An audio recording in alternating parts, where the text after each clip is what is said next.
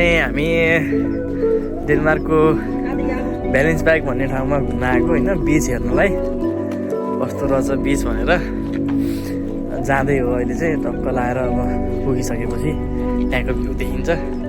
एउटा अमेगर भन्ने ठाउँमा अमेगर बिचमा गएर चाहिँ हेरेको कस्तो थियो भनेर। अब यो चाहिँ भ्यालेन्सबर्ग भन्ने अलिकति टाढै छ होइन हामी बस्ने ठाउँबाट, त्यही पनि हामी चाहिँ जाँदैछौँ।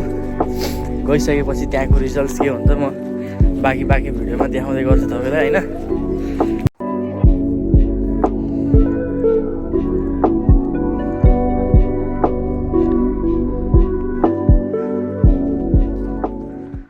हाई गाइस, मेरो नाम चाहिँ महेश भण्डारी, म सुदूरपश्चिमबाट होइन। अनि यो चाहिँ मनोज भ्लग हो। अनि म चाहिँ उहाँले जब केही दुई चार शब्दहरू भनिदिनु पऱ्यो भनेर चाहिँ म अब साथसँग आज धेरै दिनपछि मुड फ्रेस होइन, सँगै काम गर्ने किचनमा अनि रमाइलो। आज एकदम धेरै दिनपछि भनौँ न, डेनमार्क आएको धेरै महिनापछि आज हाम्रो मौका जुरेर एक दिन आज हामी घुम्न निस्केका छौँ। र एकदम साथीले दामी भ्लग बनाउँछ है, त्यहाँ गएर सब्सक्राइब कमेन्ट भन्ने कुराहरू गर्न नछुटाउनु होला। र यदि तपाईँहरूलाई के डेनमार्कको बारेमा बुझ्न चाहनु छ भने मनोज सरलाई एकदम सब्सक्राइब गरेर क्वेसनहरू लेखिदिनु होला। उहाँ बिजी भए पनि तपाईँले एकदम टाइम मिलाएर तपाईँको रिप्लाई दिनुहुनेछ। गाइस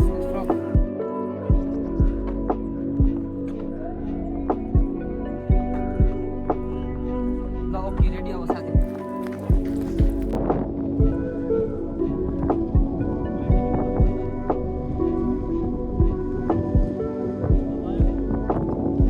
ल भ्यालेन्सबर्ग भन्ने ठाउँ चाहिँ आइपुग्यो हामी होइन। यो चाहिँ पिच भ्यालेन्सबर्गको होइन, मान्छेहरू आउने रमाइलो गर्ने बस्ने। यहाँ चाहिँ टिकटक बनाउनलाई पनि एकदम दामी ठाउँ रहेछ होइन। कन्स्ट्रक्सन पनि चलिरहेको छ, सानो सानो बोटहरू पनि छ। अनि यहाँ चाहिँ मान्छेहरू आएर होइन टक्क बार्बिक्यू बनाउने, बस्ने, रमाइलो गर्ने। छुट्टीको दिनमा आएर बार्बिक्यू बनाएर बस्ने होइन। अनि फ्यामिलीहरू मिलेर आएर सबैजना अब छुट्टी मिलाएर आएर बार्बिक्यू बनाएर खाने यताउति गर्दा रहेछन्। यो ठाउँमा चाहिँ मैले देखेँ होइन, नेपालीहरू धेरै देखेँ।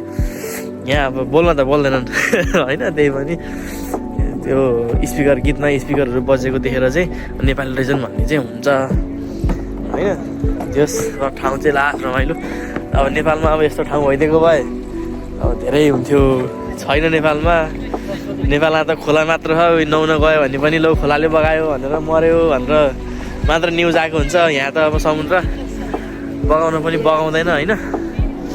रमाइलो पनि ठाउँ छ। गरिब महिनामा मान्छेहरू गर्मी भयो के अरे 15 डिग्री 20 डिग्री पुग्यो भने चाहिँ यहाँ गर्मी हुन्छ अरे।